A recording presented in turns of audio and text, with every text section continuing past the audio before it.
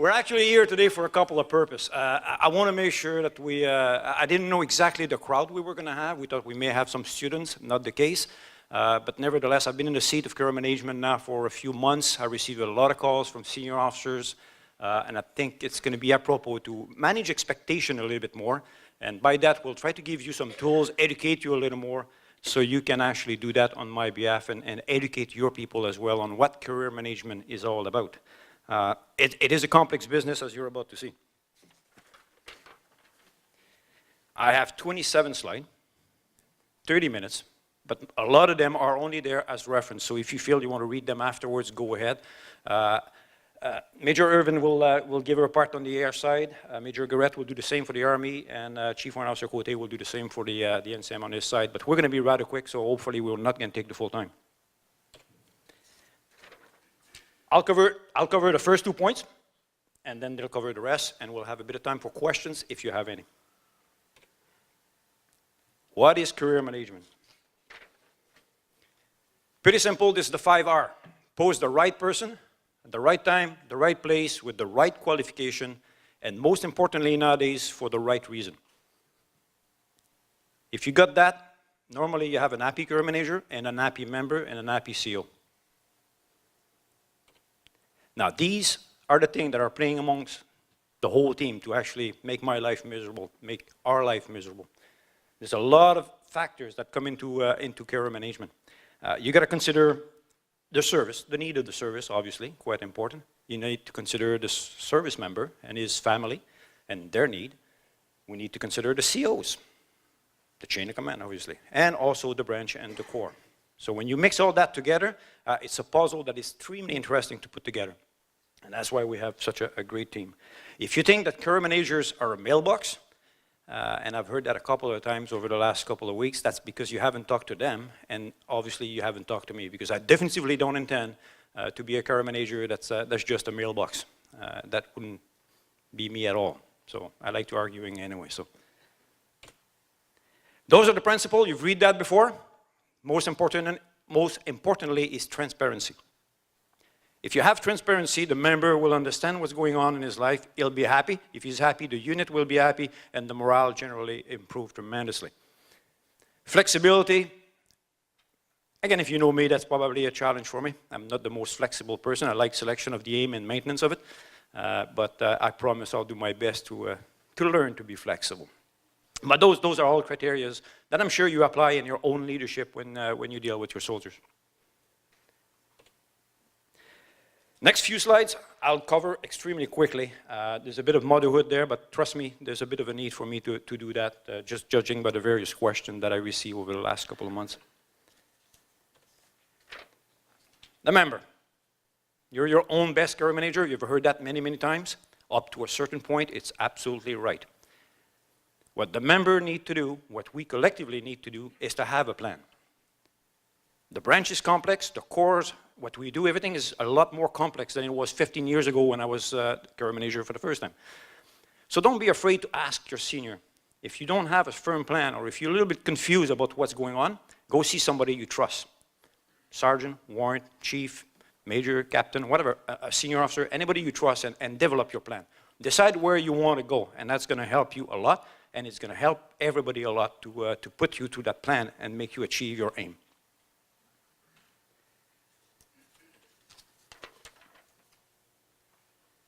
Pour les Français. L'unité, évidemment très important. Les PR, les PDR, on commence par ça. Il faut dire les objectifs aux membres, il faut leur donner de bons assessments. Plus important pour moi encore, c'est la sélection puis l'identification de gens qui ont un talent extraordinaire. On peut voir ça au niveau de caporal-chef, on peut voir ça au niveau de capitaine. Et puis je pense que c'est important que les unités soient capables d'identifier ces gens-là et de dire, hey, those are streamers. I think I need to do something special for this guy, and they need to identify that to the rest of the chain of command. Again, the career manager, we're not the decision factor in this one. We're a tool. The core, under Colonel Sullivan, does the succession planning. He needs to be aware of that. Colonel Beaupré, same thing for the Air Force. So you know, get the word around if you're an OC, a CO, an RSM, a warrant. You know, don't be afraid to identify those people that you need have a tremendous potential so we can properly manage them.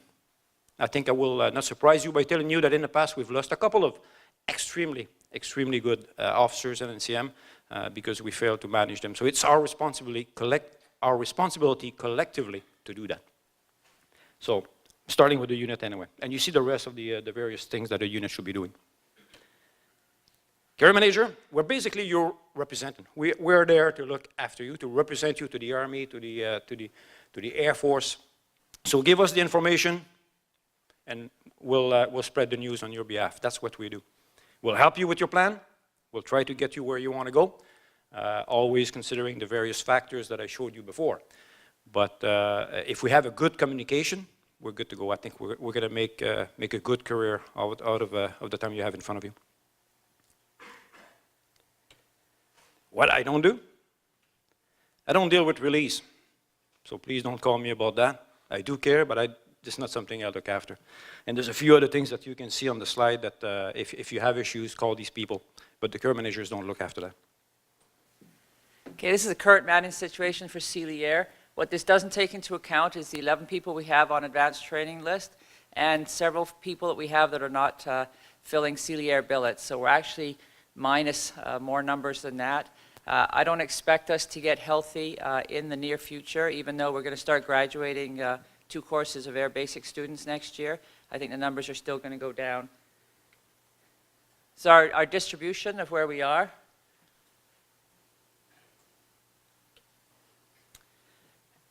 Anticipated promotions for next year.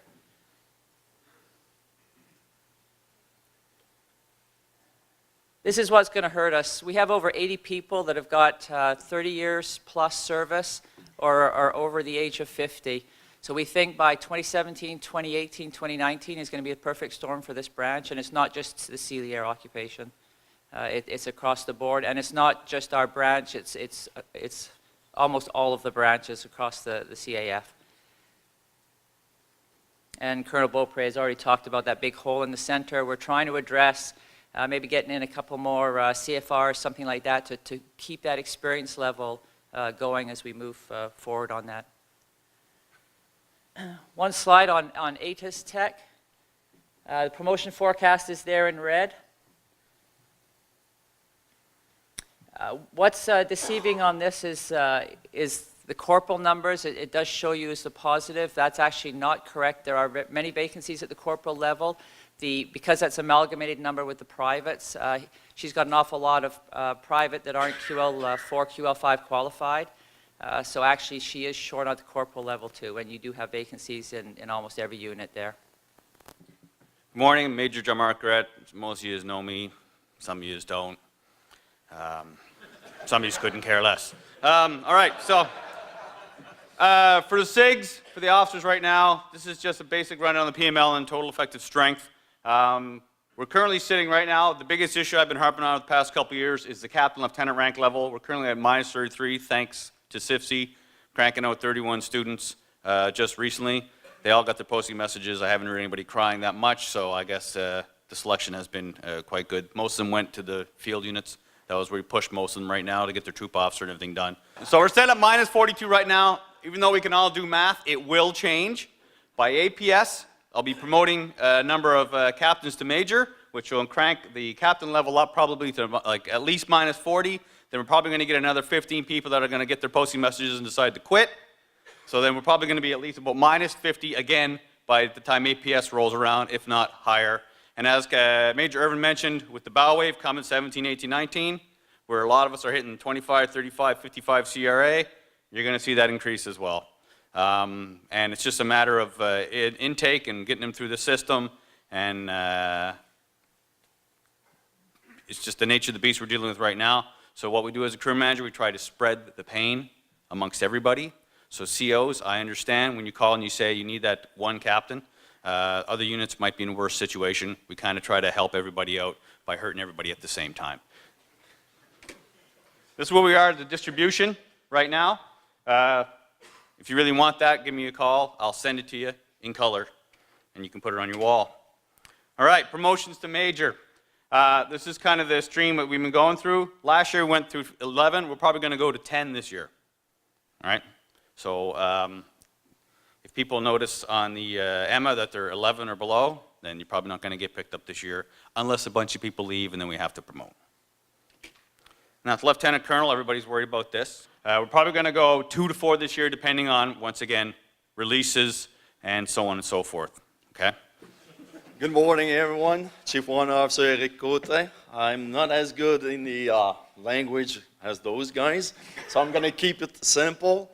I've got only one slide. I'm not good with graphic neither. Most of the senior people receive a bunch of statistics lately on the ACES trade. Yes, we're in a bad shape, but not in such a bad shape. We've got the DP1 people already qualifying. Okay, the number here in the bottom. We're mainly at 136% with the privates and corporal qualified DP 1.0. Those guys are still waiting, are waiting for the sub-occupation to be picked first and then to be sent to the training. As soon as those guys will be qualified, that's going to help the sub-occupation, the IST, CST, holes and problems to be fixed, okay? But until they're qualified, we're going to be in an earth locker. And those guys and the units will be crying. CST, IST, when we have an average of 70–75% of the population or position filled with people that are broken, going GPSU, going on MATA-PATA, that means 60–50% of the position are really been filled and working by members, okay? So yes, we do understand and we feel the pain with you. We would like to have all those positions filled, but we can. So we're gonna have to steal from an organization and give it to the other organization. Normally what we do, as soon as they're qualified, they're in the brigades. They're good guys, they would like to keep them there and have those guys work their system. We're going to steal them and deliver them to another organization that are in needs. It's bad, but that's the only thing we can do to fix the problem. Okay? When we look at the senior NCO, it's not that bad. We're going to promote probably to the maximum, to 100%. On APS, as soon as APS will hit, then I'm going to get released, compassionate, CCM, and that's going to drop down into the 95%, not too bad. We had a little bit of issue with the LST MWO last year. We ran out of member eligible for promotion, and we're still getting more releases today. So this year, I will be probably promoting at least 5 MWO LST, and I'm expecting more release or stuff on them. IST guys, at one point you were afraid of not having the opportunity to go up in the rank. It's changing. I've been talking to D6, Colonel Sullivan, I call him the Grand Bobo, Chief Patrichet, about issues we have, position not really tagged with IST members, especially at the warrant and MWO level into the CISTM occupation, and a few organizations that are modifying their position and making sure that we're going to get the right people in the right position. So instead of being an ACES guy, it might be an IST going in that position in the near future, or a CST modified to be a IST guy. Okay, so there's opportunity. I see at least 5 to 6 new positions be created this year, and more to come. With cyber, that's gonna probably change all those numbers also. What do I have also? Course deferral. I was just about to use a goddamn word. Please, COs, have your members sent to the courses. If you look at the Master Corporal, we're trying to qualify those guys to their rank. Master Corporal today have been acting lacking for over 2 years. And every time we're loading them on courses, we're getting deferrals. For good reasons, for some, but sometimes it's based on the unit as an exercise. Yeah, okay. But if he's not getting qualified, I'm not going to be able to promote him to sergeant. The guy will have to wait. So we're playing with their career. The selection process for the ACES, we have to be better at it. So I'm going to ask the support of everyone. And the last is protecting our members. Yes, it's nice, but to protect them at the unit level may hurt the organization, the trades. They may not be able to do the job at your organization, but you're trying to save them. But we could probably move them somewhere else where they could be employed duly without any problems. Okay? So they may not be deployable, but hiding them in an operational unit is not going to help you. And crying to us and saying we're running out of personnel when we see all positions filled, it's not going to help. But if we move that person to a static position, we might be able to find you someone fit for that position and be deployable. That's all I have. Some numbers for Com Research. Unfortunately, he couldn't be here today. He's actually at the board looking at the promotions forecast. We've talked about that. All right, last slide. So we're doing all right on timing. Before I go on, I noticed, especially for the people sitting, some of the people sitting up front saying, wait a minute, he didn't show up the forecast for Lieutenant Colonel to Colonel. Yeah, I didn't. For this year, there is zero promotion, very likely zero promotion from Lieutenant Colonel to Colonel in either trade. All right, so. By the way, I don't count for the promotion to colonels anymore. So that's why I didn't include this line. I have a couple of concerns that I put on the board. I won't go in detail on all of them, but we don't want to paint a bad picture here. But for us, care manager, the only tool we can use to manage the trade properly is the VCDS priorities. Each position that you're in right now has been given a priority from 1 to 6, right? That's what I have to use. You've noticed that we're lacking people, so some positions need to be remaining vacant.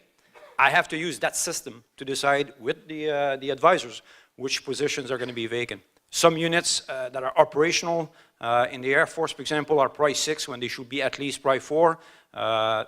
Think about the COM group itself. It's a price 2, but I think the CO is a price 6. So we got a lot of work to do collectively again to clean that. That's going to be a leadership issue. We have to review and be very honest. While doing so, review every single position, every single unit, and give it the proper priority. Because right now, everybody wants to be a Pri 2. Well, if everybody's a Pri 2, the system doesn't help me anymore to decide what's going to be vacant, right? They're all equal. And trust me, not everything should be a Pri 2. So we got a lot of work to do on the VCDS priority. And I'm asking all the colonels and the generals to look at that when they have a minute and see how we can fix that. Because that's an issue that if we don't fix, will not help us at all. The aging we've talked about, the PML versus the train effective strength, I think you've heard it a few times enough. Need for a team spirit. You see there, fill the new position with my people. Say, well, what is he talking about? Normally it's the leaders, we all have tendency to say, hey, you know what, that new initiative, great idea. But no, sorry, you can't take my people for that. You'll have to find them somewhere else. I think we have to change our mentality a little bit. We have to be team players, and as the cyber develop and as other things evolve, we'll need to be hurting a little bit at some level. No more captains, right? We need to give them a little bit more experience, so we got to slow down the whole process here and stop promoting so fast and give them a chance to learn. But at the same time, the system keeps going on, and we're still increasing our organization and evolving and all that. So it's collectively, again, we have challenges that we're going to have to take on and be very honest and be a team player. Cost move limitation, you've heard that many, many times. This year, I don't intend, or correction, I don't suspect we'll have any less than we had last year. So what we had last year should be pretty much what we're going to get this year. There will not be any cuts. The last point, I'll skip the yellow force, you've heard that. Leadership and its implied task. When I say leadership, it goes from junior leader to senior officers. We, career manager, receive all of the administration review that you send us on behalf of your soldiers. Whether it's to be putting somebody on GPSU, early release, there's many processes within the human resources system that you use the admin review and you send us to us. Please, if you don't understand the policy, call us before you actually recommend something to the soldier.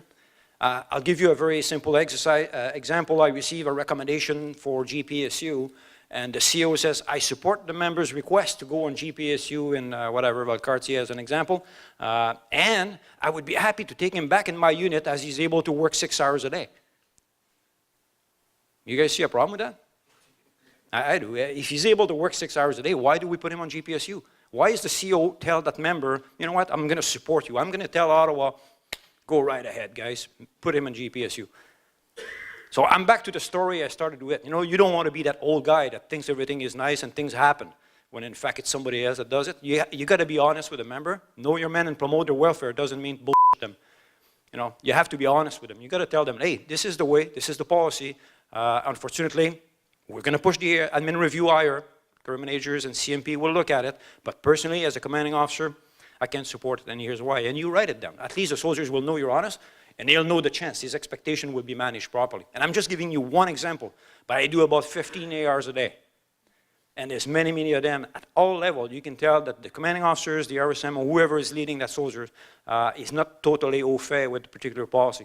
So when in doubt, please call any of these guys. Don't hesitate, send us an email, call us. You're going to save time, you're going to save face, and at the end, people will be a lot more happy, and they're not going to be like the old guy. Any question? Sir? Gilles, can you talk about some of the lessons learned from the recent boards due to the changes in the PRs? Yes, sir. The question was, can you talk about the changes, the impact of the changes to the PR on the recent boards? First of all, the board went extremely well. All those that have attended, mine and theirs, went extremely well. The fact that we only have 9 lines in PR, no impact. It actually speed up a little bit the process, but the people that are managing the board chairman and so on and so forth are excellent, and it doesn't have a huge impact, whether you have 9 lines or 20. At the end of the day, you all know that we only spend so many minutes on each PR, so it actually makes the process better in my view. Where we are hurting a little bit is in the ranking of our member. There's 2 places where we're hurting. First of all, it's the mentality, and I might go a little bit offside here, but bear with me, sir. It's the mentality that because a member is a first-year major, first-year lieutenant colonel, first-year sergeant, we'll give him a ready. All right? And back to the point when I told you we have to identify the members amongst us that are stars that are going to go somewhere. Well, we have to do succession planning at that level as well. The person that writes the PR needs to say, hey, you know what, that sergeant is awesome, that mass corporal is awesome. I'm going to give him an outstanding as a first PR. A low one, but I'm going to give him that outstanding. If he's not good or if he fails along the process, it's fine. I mean, you know, the PR process will catch that up. But by giving him that first PR that he deserves, you're giving him a chance to compete with everybody else. It identified him as a streamer, and we can actually start processing this guy and give him a chance to fight against infantry artillery on the long term. It starts at the mass corporal level, as I told you. If we identified somebody good, we take this guy and we move him along. And we give him challenges, jobs that are competitive. So when he's a chief warrant officer and we want him to be the RSM of the base and he competes with infantry, he's got a career that shows on paper. So that's where it starts. Back on the PR side, the ranking is critical. All right? Some unit will have outstanding PR, all to the right, no ranking, or very weak ranking. The board sees right through that. I don't want to name a unit in particular, but we have one amongst us that was a little bit like that, and it showed at the board. So use the ranking as per the system. Read the book. It tells you what ranking should be done. Don't try to be creative. Use it as it is, so the board will realize, oh, these guys are playing the game by the book.